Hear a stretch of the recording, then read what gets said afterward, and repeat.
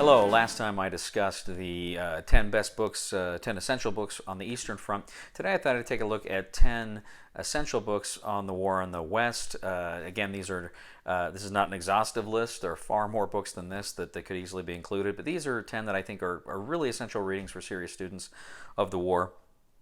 And again, I'd include any of these on in a graduate readings course for the war in the West. So let's go ahead and just dive right into it. The very first one I want to mention is The Battle of the Hurtgen Forest by Charles B. MacDonald. Now, MacDonald actually fought in this battle, but this is not a memoir. He does occasionally mention his own experiences, but this is actually a history that he wrote years later, detailing not only his experiences, but mostly just kind of the battle in general. He kind of talks about exactly what was going on during this battle. He talks about the needless sacrifice of how 4 divisions were just mauled here, and that really fundamentally Hodges, Bradley, they really erred in this just obsessive assault to clear the Hurtgen Forest. They should have gone around it. The Hurtgen was one of the few battles of World War II where the Americans lost more men, took more casualties than the Germans, and there was really no reason for such a bloodbath. Hodges, I blame Hodges a lot for what happened there, and that was actually something I wrote about in my dissertation. And it's just one of those things that just appalls you to learn and to read about just how much suffering there was that resulted in just really nothing for the Allies. This is a great book, and MacDonald does a great job of illustrating the horrors of the Hurtgen and what options were available to the Allied leadership at the time. So that is The Battle of the Hurtgen Forest by Charles B. MacDonald. The next book I'd like to discuss is The North Africa Air Campaigns by Christopher Wren. This is details pretty much from Torch through, I think, about Salerno, exactly how Allied air power was working and how it was functioning and what significant problems it had. I think he does a really good job of talking about, for instance, the Kasserine Pass. He talks about all the problems that were going on there, how they had placed their air bases too far forward and they were easily within striking distance of the Germans. So just as the Germans are attacking there, they just hurriedly are pulling their planes back, so they're not using them in combat roles like they should have, and that really hurt them during the battle. Also too, he mentions how they were trying to reorganize administratively the air forces. I think they were placing them under I think Tui Spats at the time, and this was totally the right thing to do. It was totally the right move to kind of integrate and put all of their eggs in one command basket. I mean, this was actually a good thing, but the problem was the timing.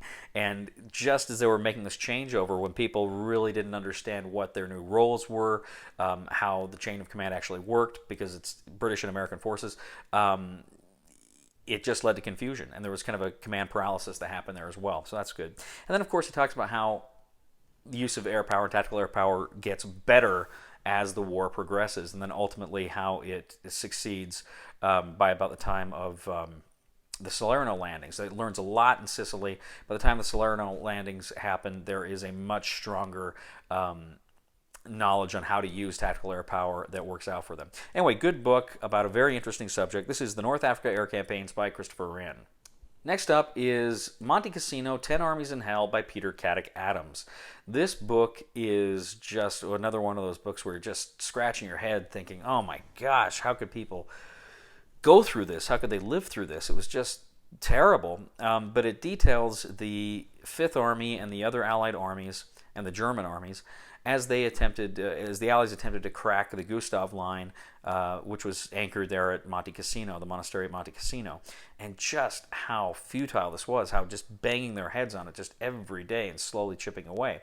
And of course how the Anzio operation, which was expected to kind of, bypass the Gustav Line, actually becomes more of a liability for the Allies than an advantage. Very, very good here. And again, he just paints this very dire picture, very critical of a lot of the commanders there, particularly Clark. And it's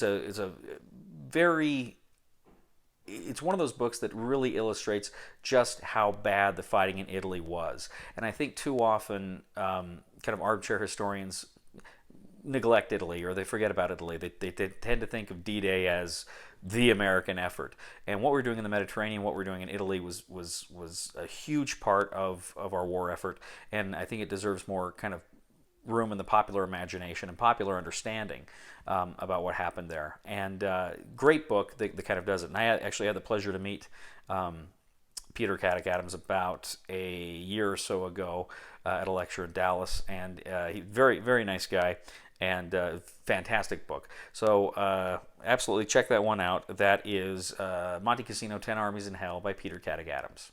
Next up is another one that details what happened in Italy. This is Anzio, The Gamble That Failed by Martin Blumenson. Martin Blumenson, of course, is a very prolific author of the American Army in the Second World War, and this is one of his best books, I think. He actually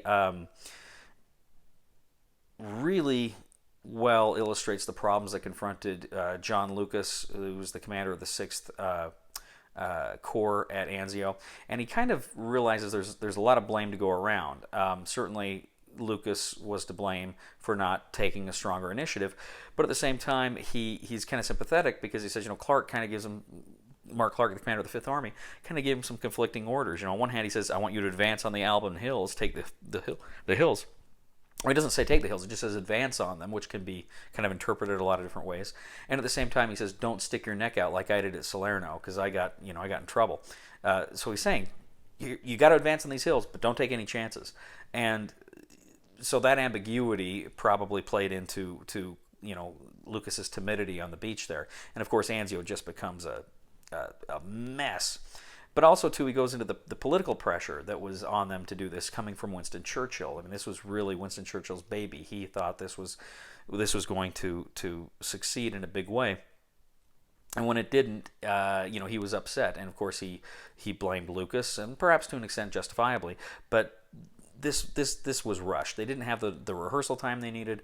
They had a very strict timetable because they had to get the landing craft to England, and it was just a recipe for disaster. Fantastic book about a flawed moment in American and Allied strategy here at Anzio. This is Anzio, The Gamble That Failed by Martin Blumenson.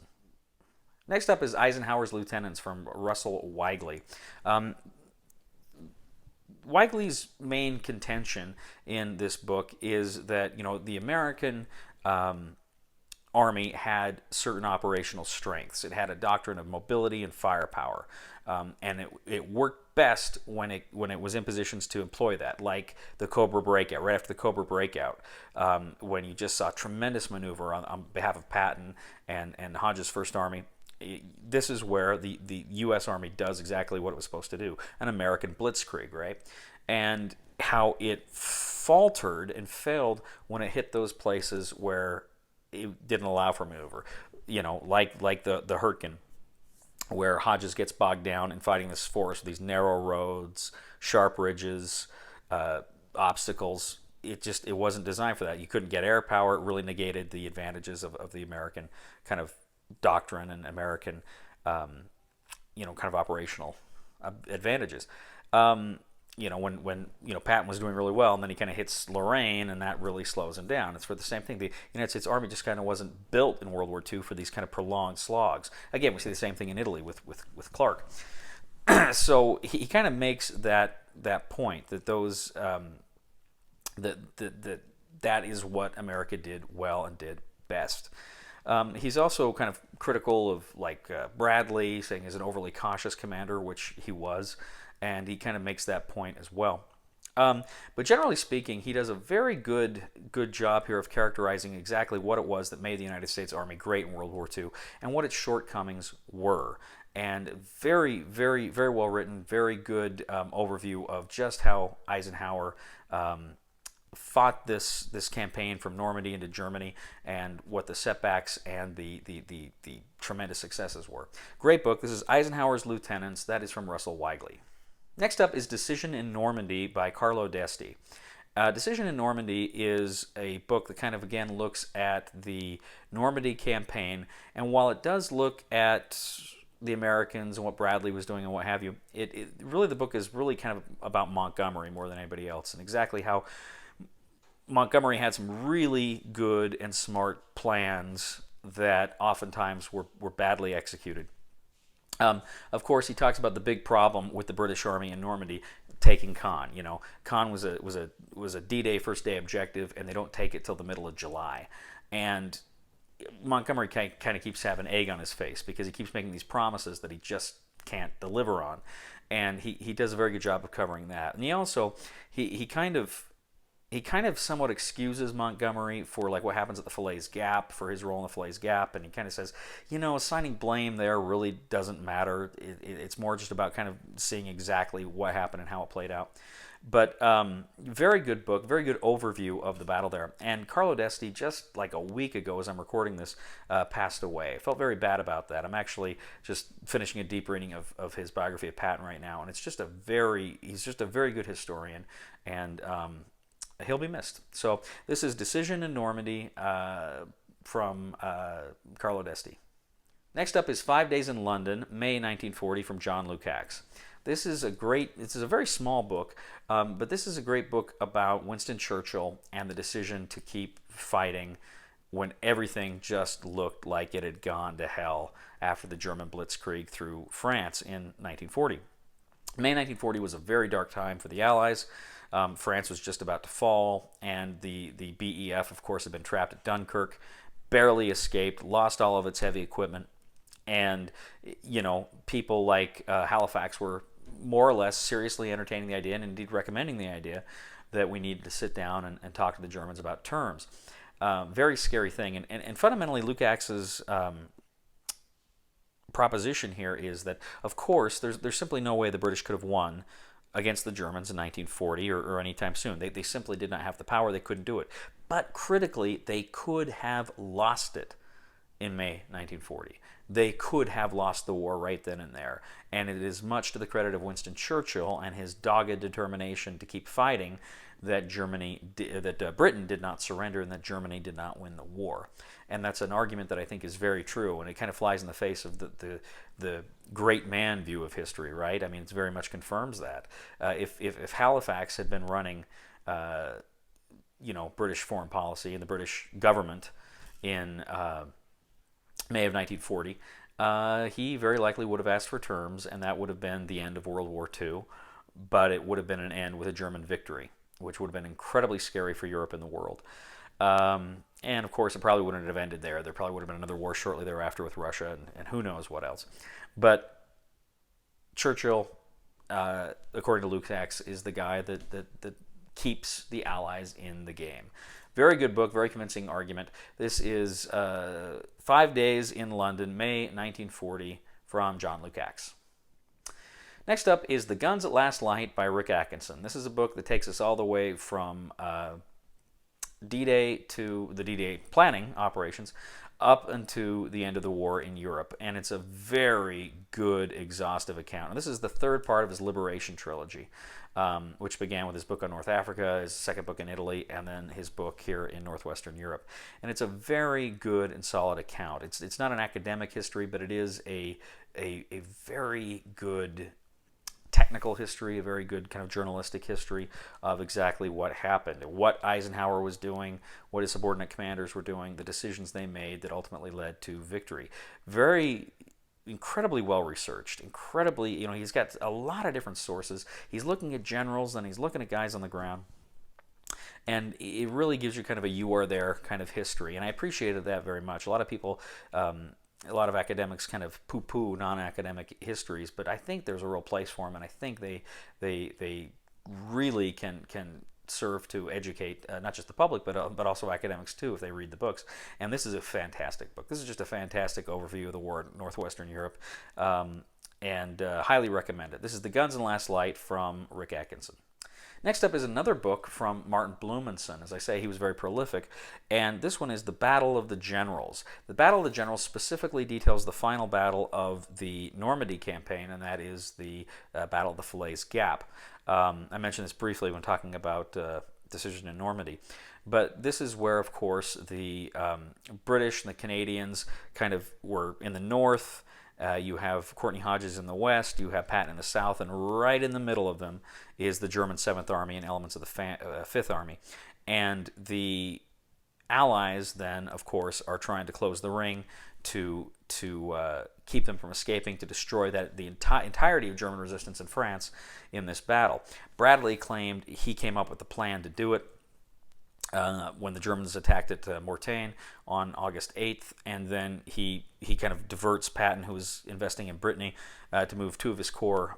Well, he left one corps in Brittany. He sent the rest of his corps westward in order to accomplish this. But then, of course, Bradley kind of gets cold feet, and he later comes up with that I prefer a solid shoulder at Argentan to a broken neck at Falaise. So there's, he kind of justifies what he did. But the fact of the matter was, Patton was asking, he was kind of begging to be let loose, to be able to go north and to take that shot at cutting off the Germans. He said, just let me at it, and I'll drive the British back into the sea like another Dunkirk. The British later found out about that, and they didn't care too much for that message. But nevertheless, Bradley gets cold feet. He claims he doesn't want to see friendly fire incidents with the Canadians. He says that, on I think the 13th or the 12th, but he didn't think that on the 8th when he comes up with the plan. So, I mean, at some point he knew they'd have to meet up, right? So really it is a case of, I think, Bradley getting cold feet, but more than that, well, he does lay blame with Bradley. He also does lay some blame with Montgomery for not reinforcing the Canadians. The Canadians were largely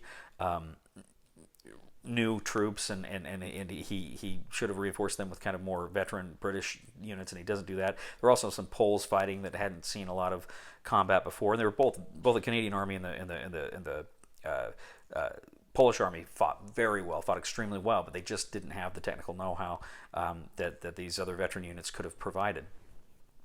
So anyway, it's a very good book, Battle of the Generals from Martin Blumenson. Finally, the last book I want to talk about is by Alistair Horn. It is To Lose a Battle, France, 1940. This is, again, another very good book about the fall of France that year, how the Germans kind of operationally prepared for their attack into the Low Countries in France, and how they actually carried it out. And critically, too, he really makes the point that the fall of France in 1940 was as much the fault of kind of a flawed French command and control system as it was of any German military brilliance or innovation or what have you. You had kind of lower level commanders, division corps commanders who were ready to counterattack, but they didn't think they had the authority, so they'd call up to their army commanders, and their army commanders would be thinking, well, why aren't they attacking? They thought they had the authority to launch the attacks, and then the guys down here thought the guys above them had the authority, and this went all the way up. And so there were constant problems, because nobody just knew where the proper command authority to launch offensive operations began or ended. And so that is very, very good. And just the paralysis that had affected the French, and just the despite the fact that the Allies had more men, better weapons, more weapons, more airplanes, more tanks, despite all of these facts, their morale was just in the ground. There was this great fear of the Germans, and this great fear of the French that was impressed upon them in World War I, that they didn't want a repeat of that. And he just does a great job. Horn is British, and he was British, but he was a historian largely of the French, and he just does such an amazing job with this book in illustrating how France just fell apart in the face of this German onslaught, and it led to the collapse of the Third Republic.